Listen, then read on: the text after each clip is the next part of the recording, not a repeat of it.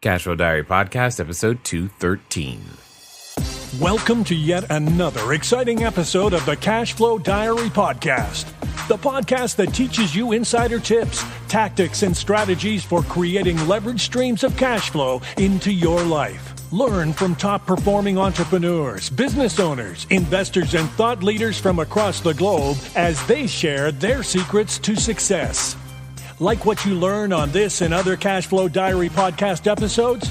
Go to learninvestingnow.com and sign up to receive powerful tips and information that will help you succeed as an entrepreneur and investor.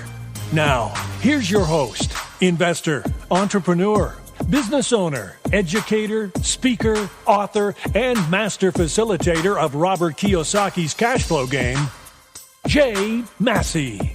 All right, ladies and gentlemen, welcome to another episode of the Cashflow Diary Podcast. And I know you have been listening, you have been enjoying, you have been learning a ton from all of the incredible entrepreneurs that we have been able to locate and find and track down who have achieved a goal. That goal, as you know, we've been talking about it, is $100,000 in a 30-day period. When you first get started in being an entrepreneur, sure, you're like, okay, if I could just do six figures a year, that would be great. And some of you, many of you, probably are still going, yeah, that would be great. And I'm not saying it's not great, but what I am saying is there is more that's possible. And the greater servant that you choose to be, you have a shot at getting there. And I found a few more people who have done that very thing. Today's guest is none other than Kevin Kruse, and you are going to enjoy everything that you hear. In fact, I'm going to make a blanket statement that you're going to, if you are on a treadmill right now, if you're washing dishes, if you are chasing after your kid at the park, you're going to wish you had a notepad and paper, because you got to understand, not only has Kevin done the $100,000 in a month thing, he's also added a zero to that in that same 30-day period. What does that mean? He knows a lot about systems. He knows a lot about business. He knows a lot about a lot of things, and we're going to do our best to get it all out of him in the time that we have today. Help me welcome Kevin Kruse. Kevin, you there? Hey, Jay, how are you? I am excellent. And how are things on your side of the planet? Phenomenal. Thanks for the invitation to come on to your show.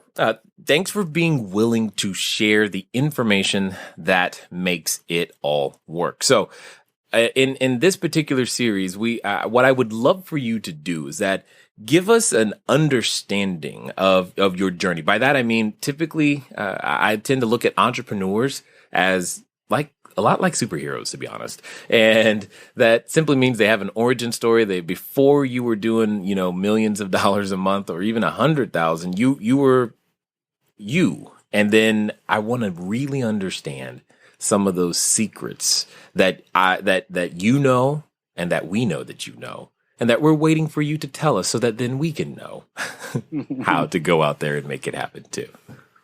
Well, Jay, I tell you, I like what you said, an origin story, because I know the exact day that I decided to become an entrepreneur. And nice. I was actually very young. It was kind of crazy. I was wasn't even a teenager yet. And I was just playing catch with a friend in the front yard of my yard on a sunny day in Southern California. And a bright, shiny Corvette pulled up to the curb. And I'm not going to say I grew up poor, but I definitely grew up in a lower middle class neighborhood, and Corvettes were not to be seen in our neighborhood. So it caught our eye, and I thought this must be some guy who was lost, and maybe he's going to ask for directions. And I just stood there on the lawn, and a guy gets out of the car, huge guy. I don't even know how he fit in that little car. All Corvette guys are huge in a little car, but go one ahead. way or another. Yeah. And, he had this dark black suit on. He had those mirrored sunglasses like cops like to wear. And there was another weird thing about this guy. He only had one arm. His sleeve was pinned up near the shoulder where his arm was missing. And he comes walking right up to me, leans down and says, "Does John Kruse live here?" And that's my dad. And I say, yeah. He says, "Is he home now?" I said, "No." And this guy leans right down in my face. I mean, I'm just looking at myself in his mirrored sunglasses. He says, "Are you sure he's not home?" Scared half to death. I said, yeah, I'm positive.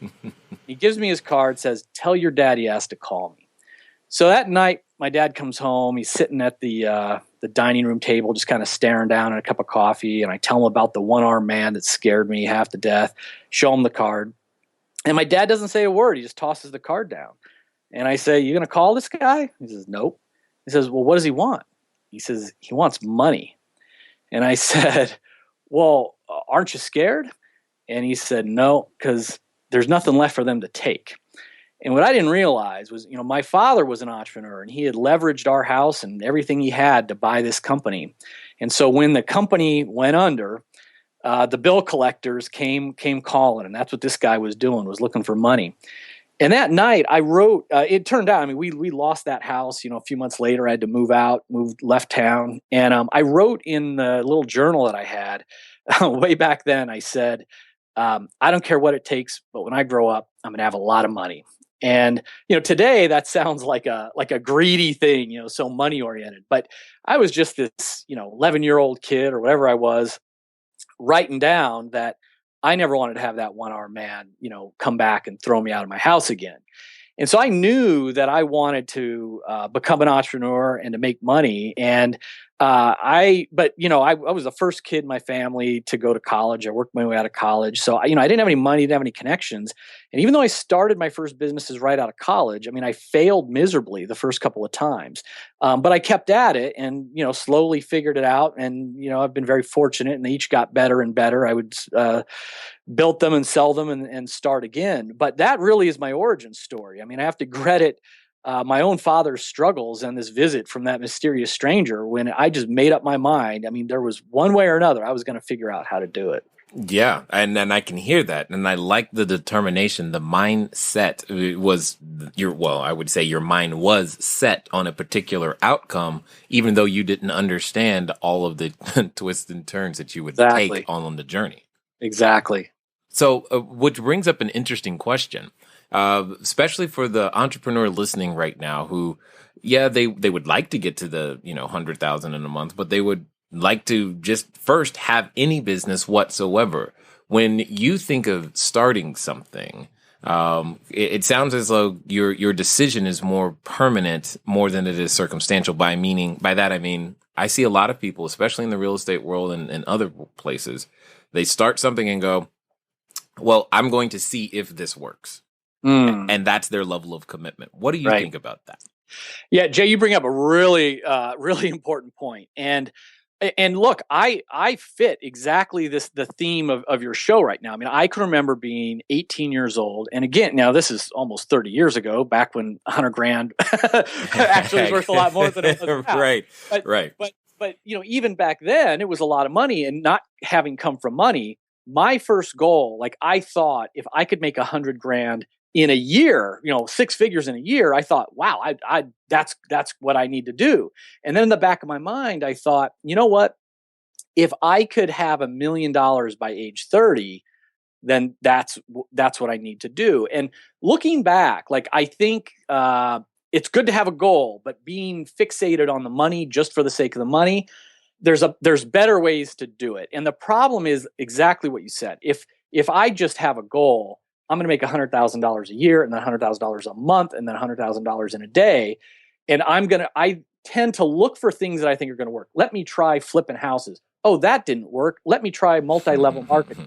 Oh, that didn't work. Let me try being an online coach. Oh, that didn't work.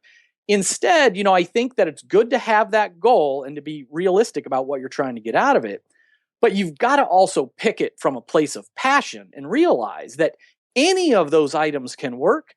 And all of those items are going to be hard. None of this is easy, right? So you can kill it in real estate. You can kill in real estate, but you better be willing. You better love it enough to say, okay, I know I'm going to fail, but learn through that process and get back at it. I know it's going to take me time to get mentors. I know it's going to take time to build on that success.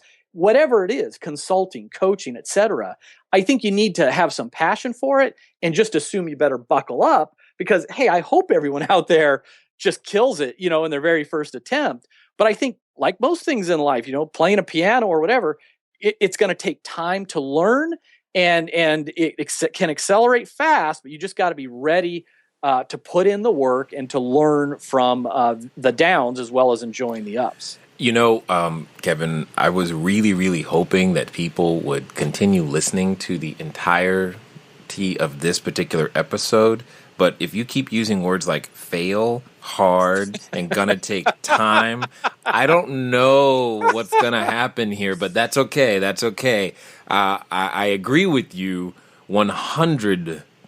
Anything can work. I often give an example of a lemonade stand in when I'm speaking is, if you could do this with a lemonade stand, the only difference is the question that you're asking. I mean, if your kids are setting up a lemonade stand, that's one thing. But if you start to ask your kids, well, how could you sell 1 million gallons of lemonade every weekend? Suddenly you got something completely different than just a lemonade stand on the corner.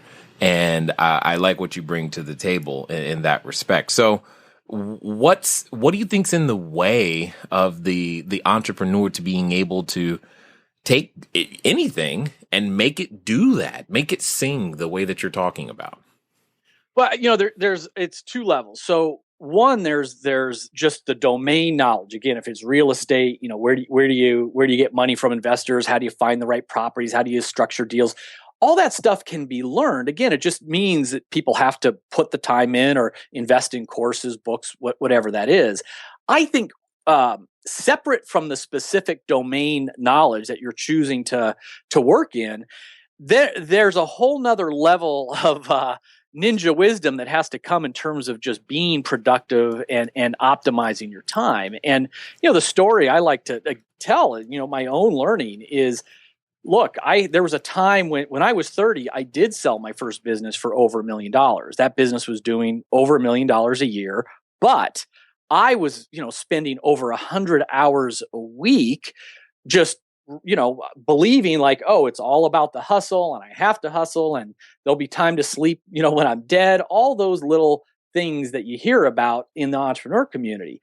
What I then realized is that you don't have to work hard all the time. You can work smart and get a lot better results. One of the keys, you already hit it, Jay. It's like more important than the answer is asking smart questions. Not how can I make this one lemonade stand work? How can I make, $1 million from lemonade stands? All of a sudden, that's a powerful question that's going to get your mind thinking in a whole nother level. And so I went in, I guess it was about 8 years, maybe 10 years after selling that first company. So I was doing $1 million a year, working 100 hours a week, really over 100 hours, to doing 12 million a year, $1 million every month. And I was working less than a 40-hour work week. Same person, same industry, same everything.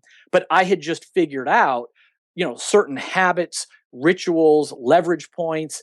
And I realized, it isn't about skipping meals and going without sleep and hustling 100 hours every single week. There's a way to win by still being present, balanced, and mindful. And because if you get to that place I was when I was young and dumb in my 20s, how creative could I have been thinking? How strategic could I have been?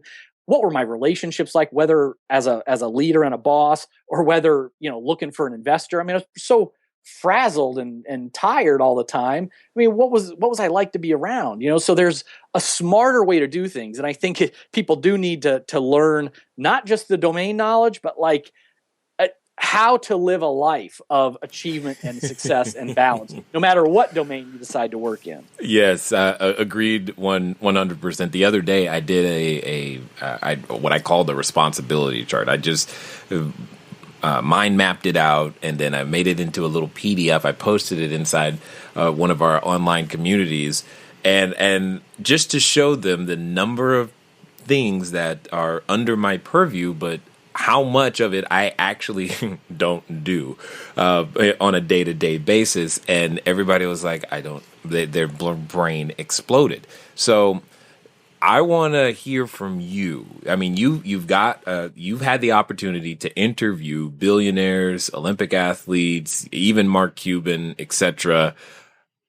I'm going to take a stab and say that there's something around how they approach a day and time management that we could all benefit from to get more results out of that same 24-hour period.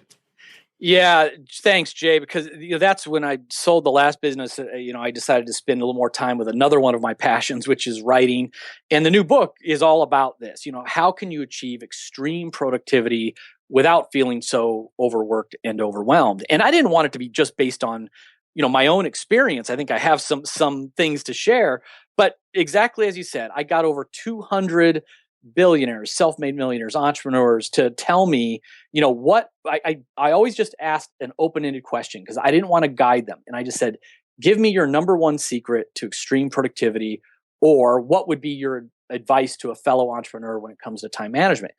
And then I looked for, all the patterns, and I boiled it down. There's, sort of 15 habits that they do, 15 secrets that they practice that the rest average people don't do. And the basic one is about the schedule. Just to your point, I mean, ultra productive people, most self-made millionaires, they don't actually have a to-do list. And this gets me in a lot of trouble because people are so attached to their to-do list. I'm not. I will let it go yesterday. Good. And a to-do list, that's technology from over 100 years ago when everybody had a lot more hours in the day and more people to work on things. Ultra productive people, they work from a calendar, not a to-do list.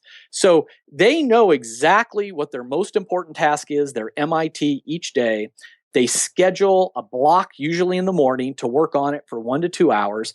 And then anything else that's important to them, they put on their calendar. So, hey, if it's if one of my values is my marriage, my relationship, I will literally time block that recurring date night, once or two nights a week on my calendar. I'm going to time block a year in advance, a 2-week vacation with my family. I'm not going to wait until it's summer and say, geez, I don't have any time. Look what happened. Look, and this was really surprising to me, even down to email. I mean, ultra productive people, they told me time and again, their email is closed. They schedule times to process their email so that they're not constantly reacting to that little ding or that little message that pops up, next to them. So it's really, that's the fundamental lesson was throw out the to-do list and anything you want done, put it on your calendar, usually in 15-minute blocks. That's how most of these people are carving up their day. Love it a lot. I mean, at the end of the day, I don't think one of the things I learned when I was a financial planner for a while is you don't realize one, you have all the money you need to get to where you want to go. You just don't even know how much you really have because you've stopped tracking. And once I've always asked a person, track where your money goes, they always did better. So, yeah. And you're saying the same thing with our most precious resource, time. Track where it goes. Yeah. Plan it for it to go here for this length of time, and then you'll probably get a better result. So I'm assuming in your journey to getting to, from the, $1 million a year to the $1 million a month, you were instinctively doing some of these things without really maybe having them codified or categorized in some certain way. Well, yeah, and when when I was young and dumb, I wasn't doing very many of them, and it was life from the to-do list and skipping meals and sleep and everything else. And I opened the book with a story like this. This is true, and I am so embarrassed about it, but it's a true story. So I got so bad, so exhausted, and mentally always not in the present. Like I'm always thinking about stuff I needed to do later in the day or the next deal I'm working on. That in a period of a week. The first thing that happened was I used to just stop for coffee at a 7-Eleven on the way to work. And all of a sudden, I'm halfway to work, drinking my coffee in my car, and I look at it and I realize I never stopped to pay for that cup of coffee. I was so exhausted. I walked in, filled up the cup of coffee, walked into my car and drove away. Didn't even pay for it. So that was warning sign number one that I ignored. The second thing was a couple days after that, I stopped in a gas station, filled up the car, start to drive away, clunk. I'd forgotten to take the nozzle of the hose out of my car. I was so out of it. Now, if that wasn't a wake-up call, I could have killed somebody. The third thing that finally I realized, okay, this is absolutely crazy. 5:30 in the morning, driving down Route 1 in New Jersey, on the way to work. Again, only a couple hours of sleep, totally frazzled. I see lights in my rearview mirror. I'm getting pulled over by a state trooper. The trooper comes up and says, "Do you even know why I pulled you over?" And I said, "Well, I guess I was speeding." And he starts screaming, speeding, speeding. He said, I was doing 65 in the slow lane when you pulled up on my bumper, passed me on the left, and kept going. Now, I did not even see this cop car. And it wasn't unmarked. I mean, this is a blue and yellow New Jersey State Trooper. I drove right by him on an abandoned highway at 5:30 in the morning. I passed him, and I didn't even see him. I mean, that's how out of it I was. And it's embarrassing to say that now, but it's all true. And so, I mean, and those early businesses, I mean, the first one failed, lost a bunch of money, went into debt. The second one was breaking even, but my partner and I decided to go our separate ways. And, I finally started looking around the few mentors I could find, the guys who were, just killing it money-wise. And they had time to golf. They had time to jog every day. They were, going on vacations like every other month. Like, I would just ask them, how the heck are you pulling this off? And slowly I would learn. And, one of the first keys, and this is so hard for young entrepreneurs to believe it because, we're all invincible when we're in our 20s. But, energy is everything. We all have the same number of minutes a day, 1,440 minutes a day. You really can't make more minutes, but what you can do is be more productive in the minutes that you have. And so, that starts with getting a reasonable amount of sleep. That starts with drinking lots of water and staying hydrated. That starts with not skipping breakfast and lunch and then gorging down a pizza at dinner. It's 3 meals, 2 snacks that are smaller. And you got to think of food as fuel, not food as entertainment or food as something to skip so I can get more work done. Food is fuel. And, these are fundamentals that to the 20-something-year-olds who are pulling all-nighters are like, yeah, sure, old man, but it sneaks up on you fast. And what I found is as I started to take care of myself physically, all of a sudden I was getting more productive. Once I threw away the to-do list and started putting the most important tasks, on my calendar, those things like using the 80-20 rule, the most important things got taken care of. And it's to the point now where, again, just because of all the things I've learned and adopted, people, when you adopt these new habits, you will literally get more done in an hour than most people get done in the afternoon after lunch. Most people, they eat lunch, they go into that food coma, they're checking Facebook, they're snoozing, they're walking slow. You will get more done in an hour than most people do in 4 hours in an afternoon. But it's just these little rituals that you got to start to adopt. And the people I interviewed, they're lethal because they've just adopted so many of them. They just stack habit after habit after habit. Indeed. I am just so encouraged because right now, for those of you who have listened to all of this entire series, you just heard again that we need to sleep. You just heard again that we need to drink more water. You basic stuff. It's not super rocket science. Once you have the operations of your business down, it's you've got that knowledge. Okay, now how do I use that knowledge more and more and more and over again and transfer and all these things? But if you are eating, by the way, pizza is good, especially a meat lovers from Pizza Hut. But still, you've got to do all the other stuff too. So I'm curious to know, because you start like most. We've all been at the zero before we were the hero. What does the entrepreneur who wants to get started do, and they want to have this $100,000 month, but they don't have any money to work with today? All right. You've heard me say it before, and I'll say it again. You don't have a money problem. I'll say it again. You don't have a money problem. You have an idea problem. And one of the most valuable things any person could give you, in my opinion, is an idea. Because with an idea, you have the opportunity to go out there and do something with it. Just think about it.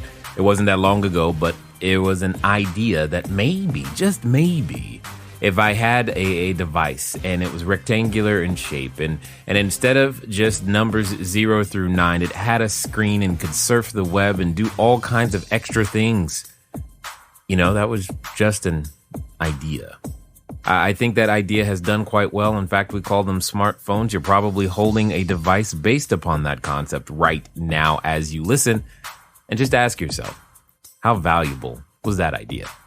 The pencil, the car, the telephone, the house, the construction methods that are used in your country, everything that you will see today was an idea. And it now provides value for you and many others. And because the person who invented it, the person who perfected it, the person who delivered it to you, all of those people that I just mentioned receive compensation, thus solving their money problem. As I said before, you don't have a money problem, you have an idea problem. So what I'm going to do is give you a chance to get a copy of my book, Cash Flow Diary, 10 Steps to Creating Wealth in Any Economy. Send a text message. Text the word book to 72000. Again, 72000, and put in your details. So when you send the text message, it's going to ask you to confirm. So you respond with yes, and then your name and email, because it's going to send you a link, and then I will email you the book. For those of you who can't text the US number, just go to cashflowdiary.com/free book. Now let's get back to Kevin. Right. I think the good news, Jay, is look, there's never been a better time to become an entrepreneur because say that again, because somebody wasn't paying attention. I want you to say that part again. I mean, people could make this a mantra. Go to bed thinking this. I mean, there's in the history of humanity, history of the planet, there's never been a better time to be an entrepreneur. It's never been easier to be a successful entrepreneur. So I talk about, trying to be real and realize, hey, there's going to be times where it can be hard. It's never been easier, though, from any other time before. Because, again, no matter what you're trying to do, whether you're trying to be an online coach, a freelance graphic designer, a real estate investor, whatever you're trying to do, look, first of all, you don't need as much money as you used to need in the past. I mean, whether it's the price of computers and software or co-locating office space, whatever that is, it's down. You go on Fiverr, you go on, any of these websites that you can get freelancers and virtual assistants. The second big thing is if you do need money, there's never been more angel investors, real estate investors, venture capitalists. It's all at record highs. I mean, all those Silicon Valley and New York City tech startup guys all have money that they're looking to invest in private deals. Despite this not being the most amazing economy ever, there's always money for good opportunities. If you've got a good property, if you've got a good business idea, if you've got, a good invention, you will find the money. I mean, that's just the way it goes. There's always more money than good things to invest in it. The third thing is knowledge. And that is a shortcut, Jay, is like, they say success leaves clues. And look, depending on what your style is out there, I mean, if you're a reader, there's tons of books. But in this YouTube world, in this streaming video world, there's tons of online courses you could take. There's tons of people, including Jay and others out there that can coach you through how to be successful in your chosen niche. So, if you need money, there's more of it out there than ever before. You shouldn't need as much money as you've needed in the past, and there's easier access because of this online world. I mean, can you imagine 100 years ago, even 50 years ago, you're a kid in the Midwest or something with a dream to get rich. I was that kid in the suburbs of Southern California. I didn't know anybody with money. I didn't know any people that own their own business. Right. Now with the internet, you go on Facebook, LinkedIn, you're one click away from people that can help you out. And indeed. And that was something you had said when with the first questions that you were answering, you said you had no money and no connections, and those two things those are the things that are so simple relative to history to go and get. And yet even with all that doesn't mean it's a lay down walk in the park. It does mean that it's still easier to do those things in so many ways. But and for everyone listening, I just want to plant this idea in your head. Kevin said very clearly that, if you've got a good business idea, there's a shortage of good opportunities. Remember this.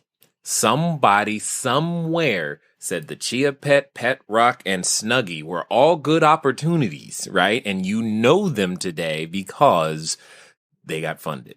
That's right. So let your idea fly and give it a try, because you never, ever know.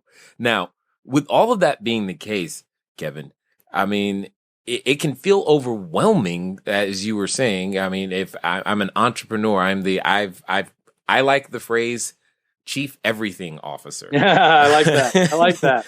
Because that's what we're trying to do. So what are some of the things, I mean, either in your book or things that you've done that have helped individuals, or it can help an entrepreneur today go, all right, I don't want to end up down that rabbit hole Kevin talked about.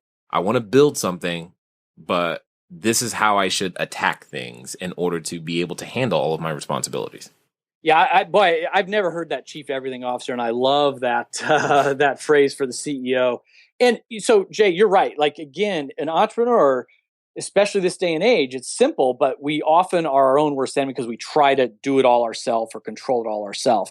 Here's a couple more things from the research. So, for example, I interviewed 7 billionaires, including Mark Cuban, and I remember it's an open-ended question. Come on, billionaires, give me your secret to productivity. Right. 3 of the 7, their answer had to do with meetings, meaning the evil of too many meetings.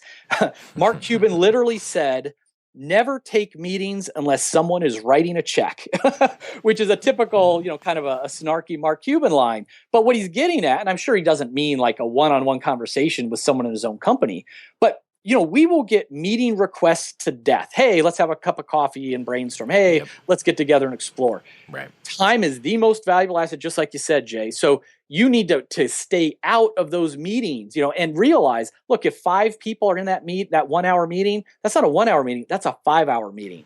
And think about not just the salaries in that room that are getting eaten up, but the opportunity cost. A salesperson that's in a meeting, that's 50 cold calls that aren't getting made, right? So it's always about opportunity cost. Dustin Moskovitz, who was the co-founder of Facebook, and his new company is a company called Asana, software company. Oh, okay. Yeah, project management, team management software. We use them.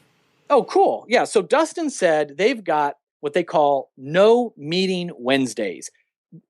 At 1 day a week, they reserve, you make stuff, you're creative, you get stuff done, but you're staying out of meetings. No meeting Wednesdays. And then one of the co-founders of Airbnb, Nate Blacharczyk, he said, I try to reserve the morning for doing real work, what he calls real work. Right. It's harder to get focused after being bombarded by meetings. Yep. And that was another theme. It was like, listen, mentally we're strongest in the morning, generally about an hour to 2 hours after we wake up. And you don't want to waste those hours on, clicking through your emails or posting up on Facebook or filling out, some forms. You want to pick your most important tasks, usually the thing that's going to make you revenue, and do those in your mornings, uninterrupted. And then if you have to take meetings, if you have to do email, if you have to fill out an expense report or whatever the heck, you do that in the afternoon when already you're starting to slow down a little bit mentally. So that whole avoiding meetings, I didn't think that was going to come up as like a tip, but 3 of the 7 billionaires, that was one of their things. And another thing that surprised me, open-ended question, a lot of people came back and said they changed their lives when they changed their mornings. And it seems unrelated, but they said what you do in your first 60 minutes will then predict how productive you'll be the next 10 hours. And so most of these people are waking up very early. A lot of times it's 5:30, 6 o'clock. And that first hour, they're not opening email. They're not checking Facebook. They're getting into a routine of pounding down some water, doing some reading, whether it's, a spiritual reading or motivational or reviewing their goals, putting some healthy stuff in their brain. Light workouts, not saying you got to hit the gym for an hour, whether for some people that's yoga, for others it's a walk around the neighborhood, but something to get the blood running. And don't skip breakfast. Do a green shake or a protein shake or a no bowl. No pizza for breakfast. I love my pizza, but that's for the weekends. Yeah, okay, got it. Monday to Friday, I eat for productivity. Saturday and Sunday, I eat for fun. Got it. Eat and drink for fun. I'll be honest about that. Got it. So that was another surprise the meetings was the one thing that was like, wow, I didn't know so many people were like focused on how to stay out and control meetings. Run, say no, say I'm not here. And then the other thing was another big thing, a big surprise was, to really preserve that first hour to set you up physically and mentally to like get ready for the race. All right, this is my pre-game ritual, get my head in the game, get my body warmed up. Boom, now I'm charging out onto the field. And for that next 6, 8, 10 hours, it's game day and I'm going to be fully in it. Yes, and I agree with you, but I'm going to play devil's advocate for the person that is screaming right now, wishing they could ask this question. All right, I'm going to say that this is a husband, this is a mother or single mom or single parent of some kind. They have a job and they're like, okay, I'm already up late, and now you want me to get up at 5. That, by the way, just for those of you in your 20s, that doesn't mean just stay up till 5 and you've done the same thing. That's not what we're talking about here. How does one extricate themselves if they've got all these prior commitments? I mean, I know in your book there's something there was a Harvard experiment related to saving time on a weekly basis, but how do I do this? Because like you said, I'm limited. There's only 24 hours. Yeah, exactly. So, Jay, great question. And the category you talked about, I mean, that is the toughest one. When you're a parent with young kids in the house, you ought by definition have more of your time already taken up, by taking care of the kids. Now, I'm a single dad with 3 kids. Got one in 6th grade and 2 in high school, 2 girls in high school. Mm-hmm. I appreciate everybody's pity. So. I feel some of that. Well, you said girls. I have 3 girls, 1 boy, 1 girl in college, and the others are just barely in elementary school. So I feel you a little bit. I'm amazed I got talked into the 3rd. I'm really amazed you got talked into a 4th. What's going on, Jay? Long story, no comment. We love our kids. I always say the kids. This is true. They're the best thing in our life, but they're also the hardest thing in our life. And so, with parents, now look, if you've got babies, that's a whole nother world of hurt because you're getting up in the middle of the night and all the rest. If your kids, though, are, they're in school age, here's what I say. It is very hard to sleep 6, 7, 8 hours. And that's usually the advice everybody says is, listen, you need to get 8 hours of sleep. And now this Kruse guy is telling me I got to get up at 5, 6 o'clock in the morning. I say something a little different. It's a little bit less about the length of your sleep, and it's more about the depth of your sleep, the quality of your sleep. Because we go into these sleep cycles where we go deeper into sleep, and then we come back up again, and we repeat this pattern throughout the night. And what happens is a lot of people, even if you're sleeping 6 or 7 hours, you're waking up exhausted and you're mentally not there because you never reach the deepest levels of restorative sleep. It could be because we were drinking coffee or booze at night, and these chemicals keep us from reaching that deep levels. It could be because there's lights on or noise or our, significant others bouncing, coming to bed and waking us up. So instead of trying to think about, all right, I'm supposed to get up at 6 and that means I'm supposed to go to bed at 10. That's never going to happen.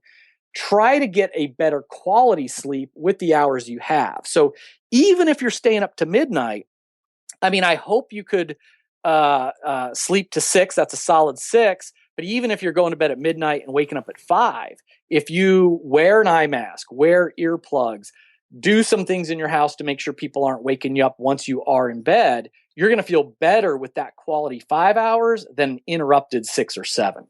You just let another secret out of the bag, so I might as well tell everybody. I often sleep with noise-canceling headphones and white noise music playing in them because my brain can ignore it, and then I can't hear my kids. Exactly. You're a productivity ninja, I can tell, Jay, because you and I didn't know that stuff when we were in our 20s. And so we're bleary-eyed and we're exhausted. And, of course, when we're exhausted, we start snapping at our kids, we're only half there, at work. And so you take care of noise-canceling headphones, eye mask. It looks silly. It feels silly, and everybody will fall in love with it and love it. Well, it's funny that you mentioned that. When I was on the campus with the Olympic athletes, I was looking at the dorms, and the guy that was giving us the tour, he was remarking how because they're shaded funny. The shades are funny in a funny color. They go so far as to shade the windows so that the light comes in and becomes the appropriate color, because an orangish color versus a blue color affects the quality of your sleep, simply because it sends a different signal to the body, whether it's time to sleep or time to be awake. And I was just like, what? Yeah. Going so deep into it. But if you want to be that top 1% professional athlete or athlete in your industry or in your genre, you've got to know this stuff about your body.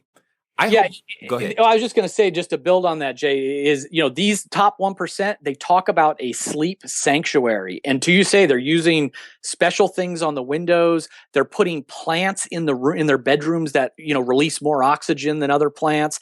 If they're reading electronic devices, they're wearing these special glasses that filter out those rays that keep our brain awake. So yeah, Google sleep sanctuary, and you'll find all kinds of advanced stuff you can do to, improve sleep quality. I mean, I can just hear that if I just hung out with Kevin for about 20 minutes, I would see so many little things that you're doing on a daily basis that attribute to being able to produce more results, more with less. The process of ephemeralization, you got it down, and I love it. Now, I want to know though, there's this one thing that always plagues us from a performance standpoint, and I've got to understand how you did that. Humans by nature, definitely me, we're anything but consistent.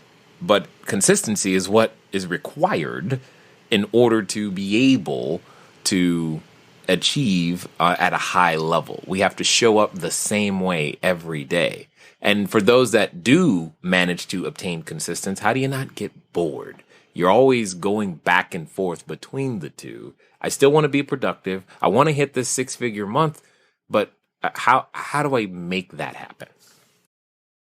Yeah, well, to your point, and a lot of this is about habits and rituals. And I mean, it's a silly example, but for me, a lot of it is proximity. I mean, and stacking habits on top of each other. So, I'm looking right now as we're talking at my big bottle of water that happens to have some lemon and cucumbers in it. The reason why I always get that water in the morning is because that empty container is sitting next to my coffee pot. And I really never start the day without a cup of coffee. So I pour my coffee and fill my water bottle and carry them both with me. They're stacked together. I know when I sit down at my computer, the first window that pops up is my calendar. And every single day on that calendar is 2 hours of MIT time, most important task. So there's just certain rituals you adopt. But Jay, to me, it doesn't get boring. Like, you can, as you scale up, you're gonna hit the $1,000 per month of side income or passive income, and then that 5,000, and then that 10,000, and then eventually that $1 million a month. And the challenges change along the way. And Jay, just as you said, you're still accountable for your business, but you've got more people, that you're delegating to that are doing it, and you're always learning new things. I mean, I was learning, these days I'm learning about Facebook marketing and how to do effective podcast interviews. Right. 10 years ago, those things didn't exist. So, be a lifelong learner, always have that goal to increase your income year after year, and the habits will change with you. Agreed. And that was basically the point I was trying to bring up was your mindset about learning it's unending. It can't stop. It must continue. So, but I've got to ask this next question, because this is the other thing that I've seen that holds people back from being able to achieve that goal. And I want to get your perspective on not getting it right the first time. Failure. How necessary has that been in your journey? Well, look, hey, for anybody that can succeed without failing, that's great. I mean, I don't think you have to fail. I just think, like, to me, the word fail isn't even, like, it's almost, I don't know what that means. It just means you found one way that didn't work. And I know, like, my first company, when I started, I didn't have enough money for both an apartment and an office. So I got a 1 room, 10 by 10 square foot office. It was subleased from an accounting company. And I slept under my desk. No one knew I was living there. I would get up at 5 a.m., Wow. sneak out and shower at the YMCA, take out a pair of jeans and a t-shirt from the trunk of my car. Everything I owned was in the trunk of the car. And then I would drive back in and be one of the first people to work. Like, I'm such an eager guy. They didn't know I was sleeping in their upstairs. I did that for a year. And finally, looking at myself at the YMCA mirror, realized, this just isn't working out. And I didn't know why it wasn't working out then. I mean, it's like some of the things we talked about. I mean, I didn't have mentors. I wanted to do it all myself. I wasn't staying committed to one idea long enough. I was bouncing around. I didn't have any investors backing me, any cash flow. So I folded up. And too many people would say, oh, look at that. I am a failure. You are not the outcome of your experiment. You just invented, I invented one way not to make $1 million that year, right? Yes. And a lot of people would be embarrassed, to tell their friends and family members, oh yeah, I had to give that up. That stunk. Look, you guys all warned me. You guys all said, told you so. But that didn't cross my mind. You just have to realize that you are learning from every encounter. And the statistic, Jay, that blows me away is, look, venture capitalists, these are some of the smartest people on the planet, right? I mean, They see a lot of deals. They're smart. They do due diligence on every deal. And out of every 10 deals they do, 7 go bankrupt, 2 break even, and 1 is like a 10x or 100x that makes up for all of that. So if the smartest people on the planet are using this portfolio approach, knowing that they're not going to win every time, you need to give yourself permission to look at it the same way. I'm going to try this approach, and if this doesn't work out, I'm going to talk to people and try to get smarter. Why didn't it work out? Lick my wounds and then try again. So to me, it's just more about, look, I hope people can nail it the first time. I hope people get an idea and 1 month later they're making $100,000 a month. But I think more likely it's you're going to try things, you're going to fall a little short, you'll learn, you'll get a little better, and you just keep repeating that process. Agreed. Agreed. So much. So can you tell us then, why is it that, in your opinion, I mean, you've worked with a lot of people. I'm sure you've had more than one person say, Kevin, I'm going to kill it. And this is going to happen. And I'm going to make all these things. And then yet when we're faced with the simple task, you said something earlier, get rid of a to-do list, schedule the MIT time. Why is there such resistance when those things are the very things that we've heard before in various different forms, but still haven't done? Why do we put up the fight? Yeah, well, I think, again, 2 levels. So on one level, behavior change is hard. Whether we're trying to get to the gym more often or eat more salads than pizza, as much as we love our pizza, like, behavior change is hard. So Right. Throwing out the to-do list, doing the calendar, it takes some time, and it's helpful. People who succeed with behavior change, they need to up their motivation. It's great to get an accountability partner or a coach or to really dive in. But I think the bigger reason, I mean, Jay, you and I see them all the time, all the people that come to you and say, oh my God, Jay, look what you're doing. I would love to have a business like you. I'd love to have your lifestyle. And yet they don't do it. They don't take action. And it's always comes back to fear. Now, sometimes it's fear of failure. For others, it's fear of success. Like, well, I'm going to be like I'm going to be a traitor to my class if all of a sudden I'm driving this car and wearing Armani or whatever. And, this is hard for me to even admit, but even when you've made a few bucks and you've reached the level that, you've wanted to, when those new opportunities come up, there's still fear, because all of a sudden it's like, whoa, now my identity is like the old man entrepreneur guru. Well, what if I risk it all and lose it? Right. Now I'm back to being the guy who doesn't have the answers. No one's going to respect me the same way. We all have these fears that we need to overcome. We need to realize that it's okay to care about our net worth, but we can't confuse our self-worth with our net worth. And once you know that life is short, man, it's 1,440 minutes a day. It's about the journey.